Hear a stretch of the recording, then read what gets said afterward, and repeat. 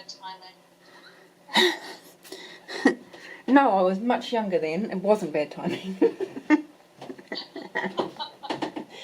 I say to myself, I was like, oh damn. Well, you know, that's just how that goes. But yes, so I just, my husband ever so nicely gave me a pair that he's got, that he uses for on the plane. You know, when you're so close to a screen, it's only like, you know, 6 inches from your face. He doesn't need a strong pair, so he brings with him a little weak pair, and that's exactly what I needed. I just needed a little oomph. So, you know, and I'm not even sure if I'll paint with that today. Well, actually, yeah, that kind of looks better. You know, you get used to what you see, and when you put on glasses and say, oh, is that what I've been missing? Right. That's the interesting thing. All right, so how are we going with the painting? This part is everybody. Have you actually done it, or are you just sort of waiting and just following along when you follow along? Following along to see how it is, and then like we started. I could not even manage to start this whole week because of that thing, and I had to catch up on work once I got the internet back. Yeah, right. Yeah, sure. Well, you'll have, I mean, I don't know, the videos are okay, but I think, somehow I think the, just the individual shots of each layer is, I think is probably quite Actually, good. I didn't realize that the first layers would actually take so long. Like, when, yeah. I always thought that people, they did the first layers really, like, slightly carelessly because they could cover it up later.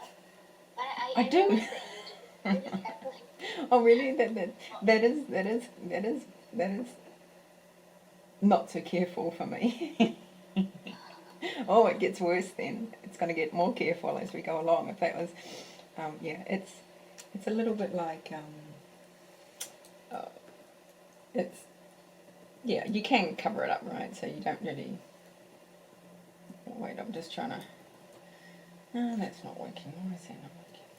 Here we go. Yes, it is about sort of, you can be a little bit relaxed for those layers. And I am a little bit relaxed for those layers. I mean, if I have a look at some of the lines and stuff on here, they're dreadful. If you were going to say, you know, they're not sharp and they're not crisp and they're not little enough, or they're not, you know, I mean, I've got some random lines through here which are going to be shaped lines, but as we know we're going to cover them, it's not a problem, you know, and stuff. So yes, this is as uncareful as I get, I suppose. All right, let's see. What shall we do? I think we can go around. We definitely need to do a little bit of development of these colours on the side.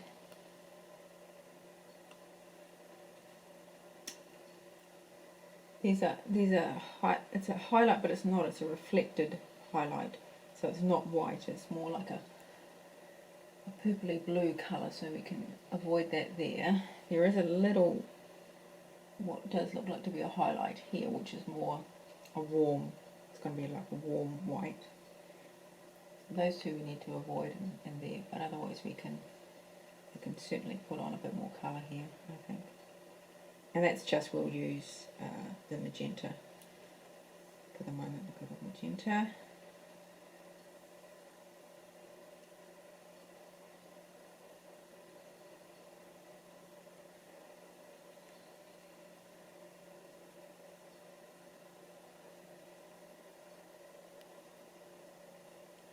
And there are some little details we want to make sure we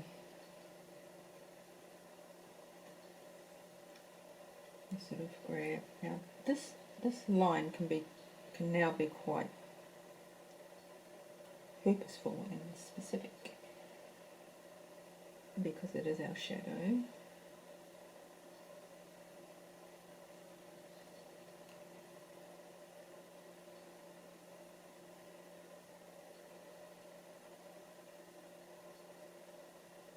But up here I'm going to leave a little bit here because it's going to be another reflection like in there of a more of a blue cast.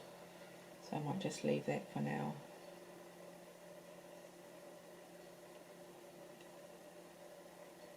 Just dwindle that off there.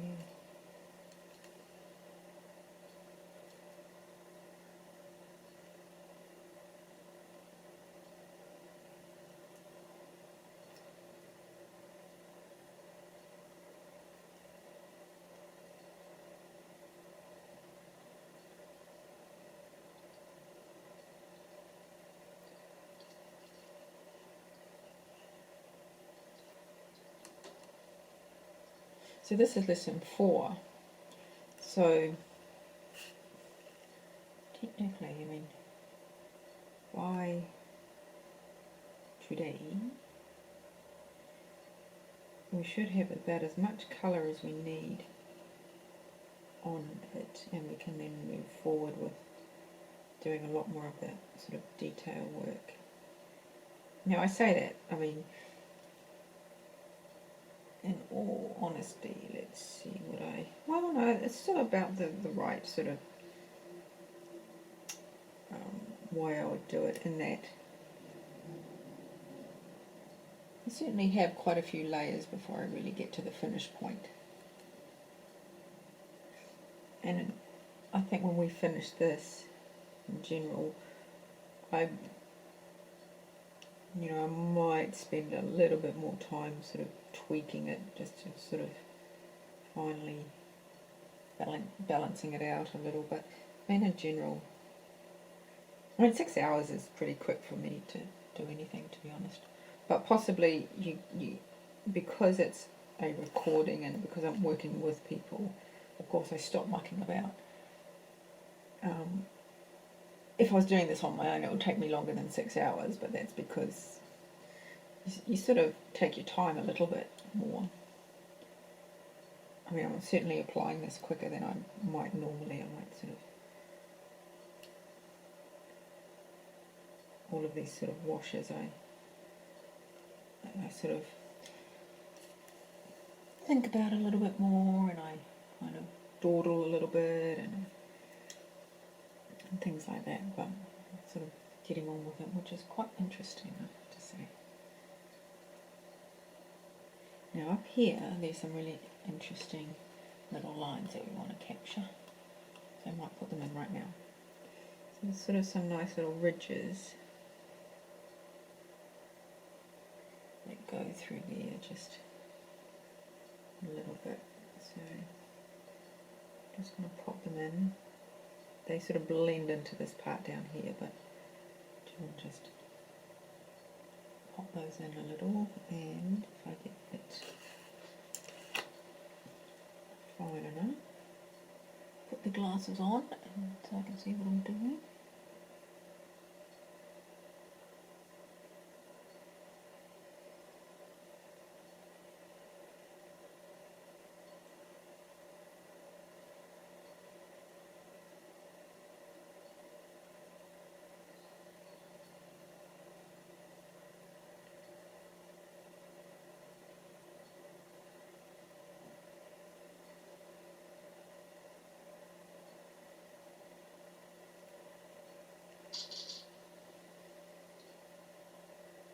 Let me make sure my camera's running as it all should.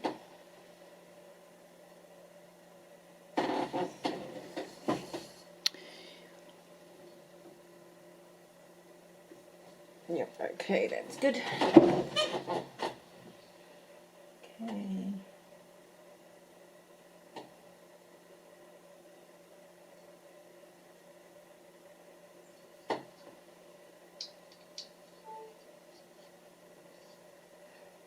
And, I mean, I don't know if you noticed, but all my strokes obviously go, anything I do, even when I was sort of putting on the colour, I sort of all do it in the direction of the petal, so that if there's any lines, any sort of, where the watercolour maybe makes any sort of edge or anything like that, it's all in the right direction. but I'm sure you do that too.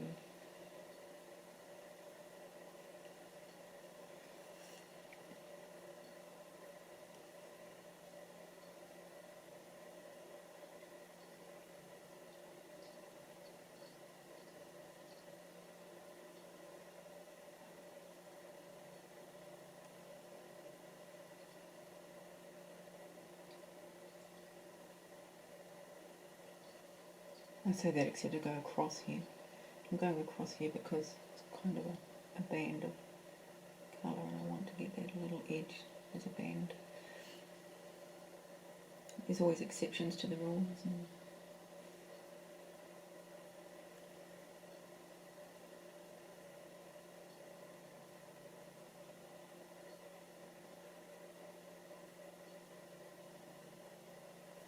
Okay, what else do we want to do there?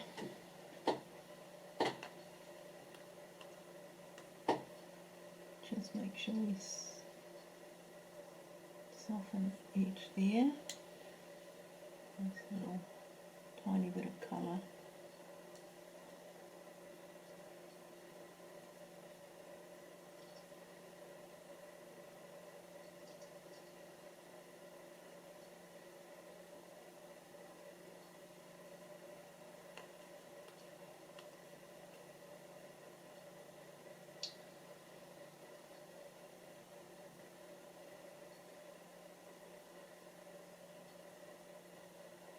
And just where I left this area here a little bit, I can put in a few little lines, but then it's not an overall wash. I just want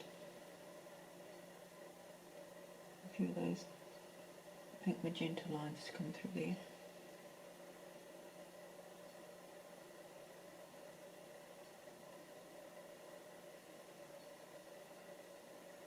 And just make sure we drag them out.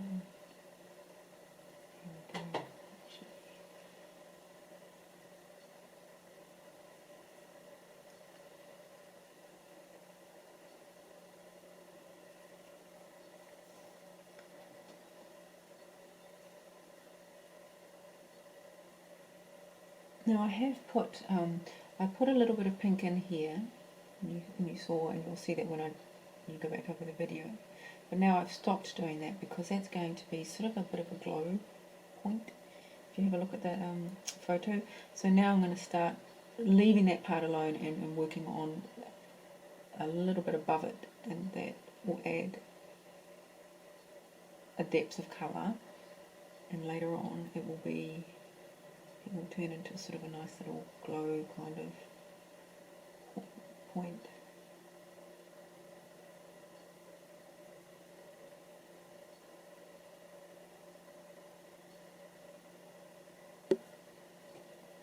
Alright, and let's see what else.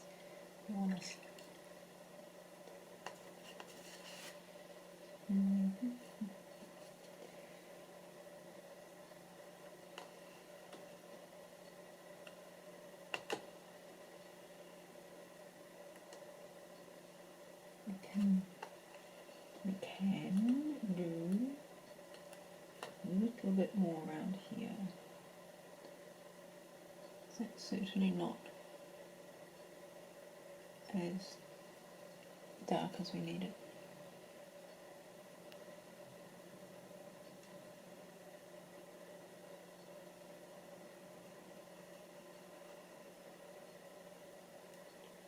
But that little bottom edge now, which is the shadow, can be more defined. That's okay, a little bit wiggly is interesting.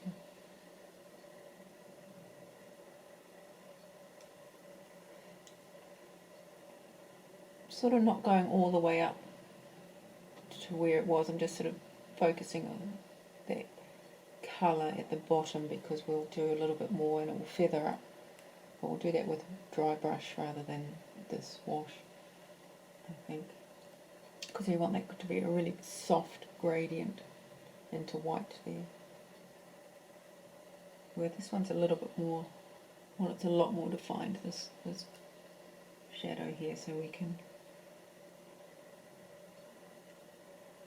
it's quite a distinct shape. that we can put in.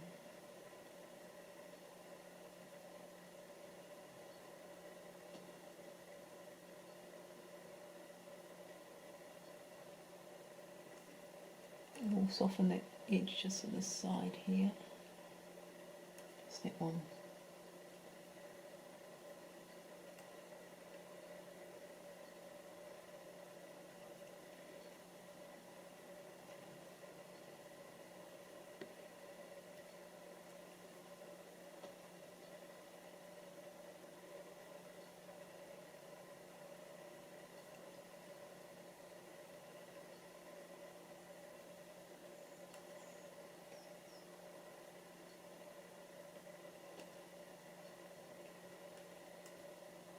Everybody okay? No particular questions or anything?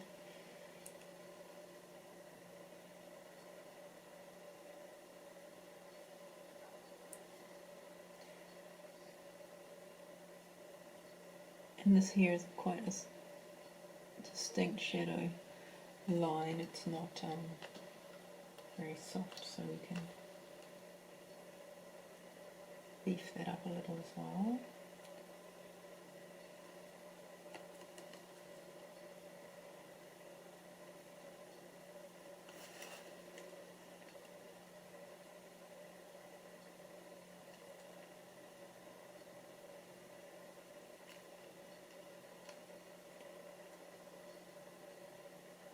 So all that was done with just the magenta at this point. I have left this one here because it's quite a bit more of a grade sort of shadow, so we'll have to deal with that with a different colour, I think.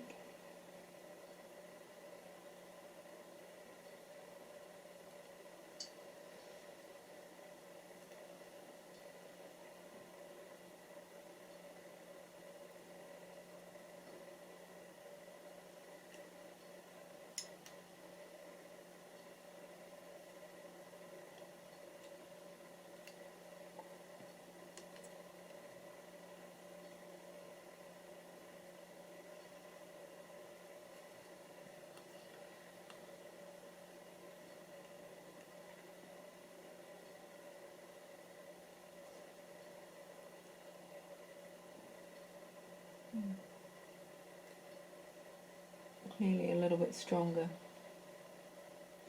magenta. Wash.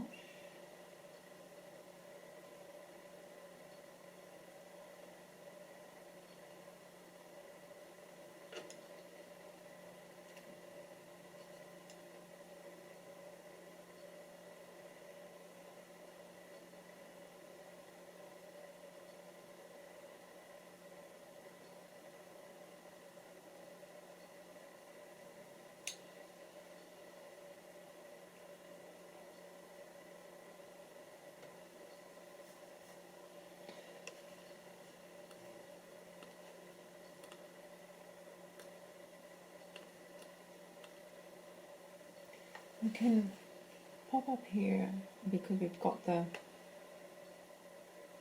I'm just going to do that little line across there. Okay. We'll go up to the top because we've got magenta on the brush, and I see it to be quite a magenta up here, but it's a little bit cooler down there, so we'll put that on at the moment.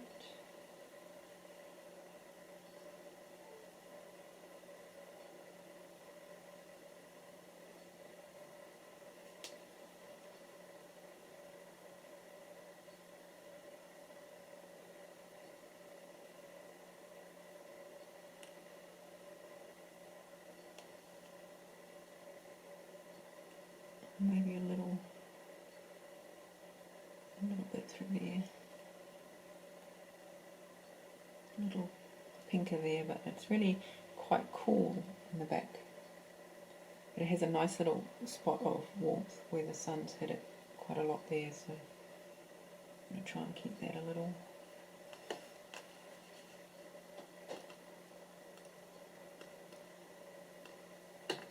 And there is a bit.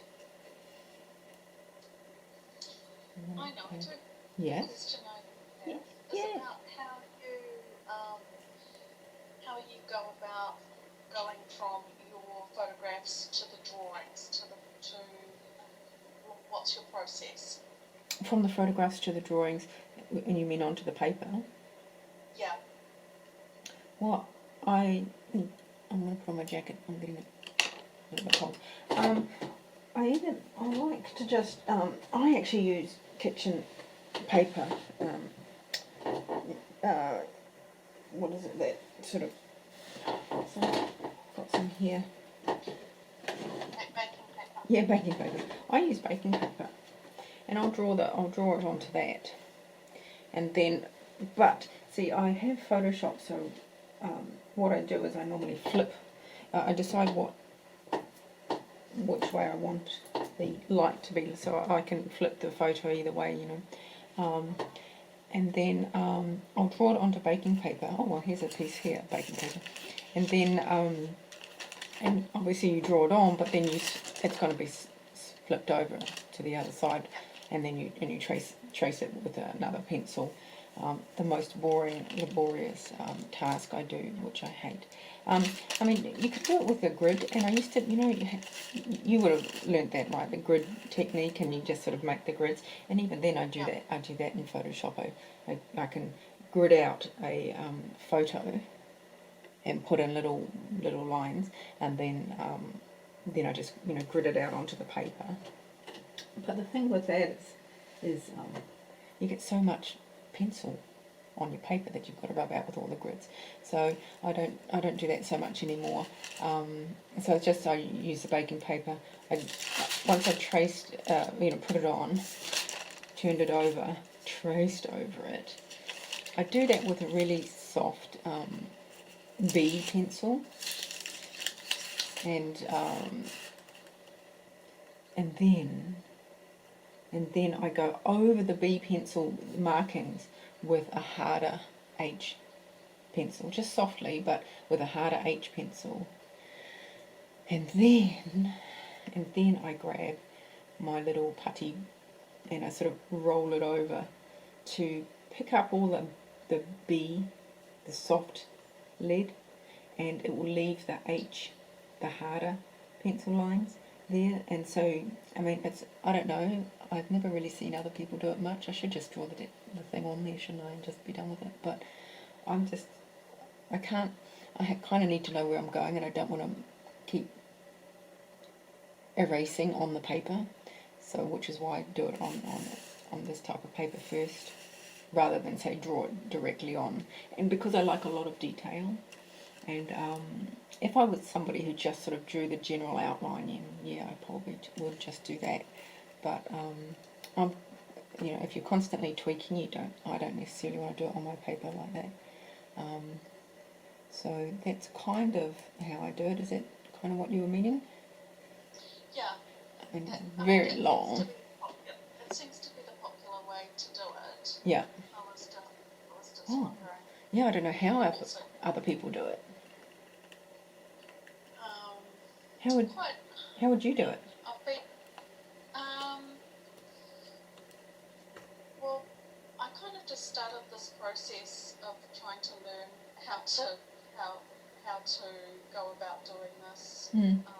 So it was about 4 months ago, and I just started finding online classes, mostly on YouTube at first. Yeah. And most of the tutorials basically use that process. Oh, okay. Start with a line drawing, put it onto tracing paper, flip the paper. Yeah. Basically exactly what you're talking about. Okay. So I think, the interwebs have spoken. Yeah, right. And voted that as the preferred option. Yeah. Oh, I'm glad I'm in good company then. Yeah, well, and of course if you had something like, I don't know how they do it with oils and pasta and things where you're on a canvas, but on paper, I mean, you'd just be swimming in erasing. You don't want to be erasing too much. Yeah.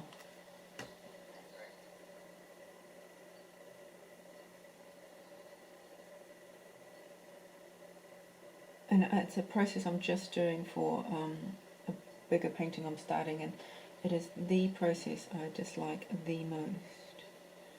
It's just so long, and by the time you go to paint, you've literally done it 3 times. You know, you draw it, then you put it on, then you draw it, then you take that off, then you redraw it, and then it's like, oh my goodness. It really is very long and very boring. Especially when you just want to get on and paint.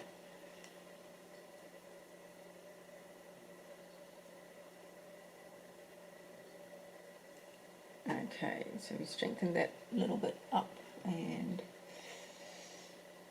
what else? Anything else up there? Well, not too much.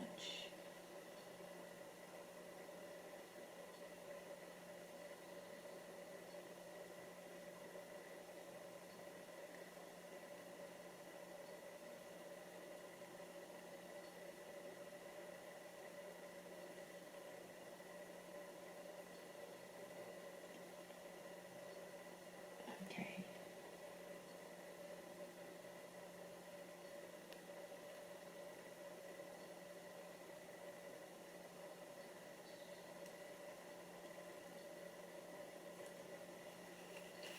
Alright. Oh, come on here.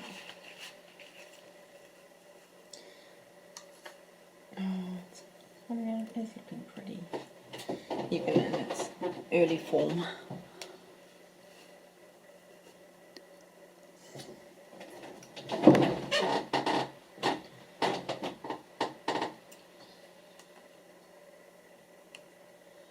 Actually, I haven't decided how much detail I'm putting into here, and obviously as you ladies like to go along with your painting, you get to decide how much you put in there as well,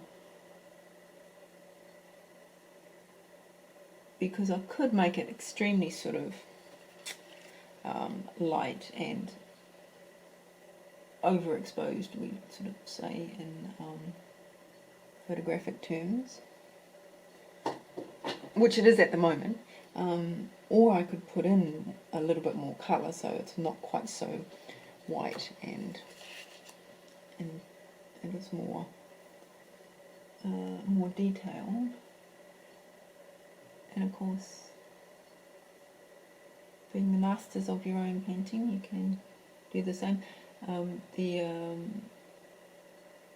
You have the photos, so you can pick and choose as you do your painting to put as much or as little detail as you'd like in it, and find your own path. I really was very conscious when I started painting. I wanted to I didn't want to sort of be influenced too much by other people's work and the way they did things, so that I could sort of develop my own.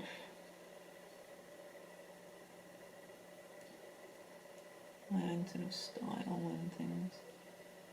And in the end, I mean, you know what you like. I just paint what I like to see, and I like to see really bright and really, I like detail, but I do find the last couple of paintings I'm sort of moving away from that, although I have a focal point that's in sort of quite detailed, and then I want the back parts to be a little less so, rather than everything in focus, as it were. And so that's changed a little bit over the year or so.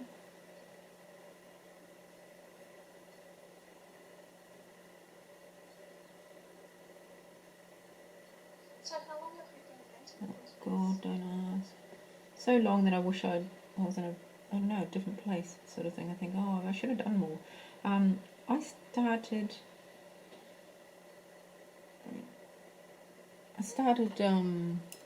well, I started painting when I started the course, the distance learning course, and that was something along the lines of 2012.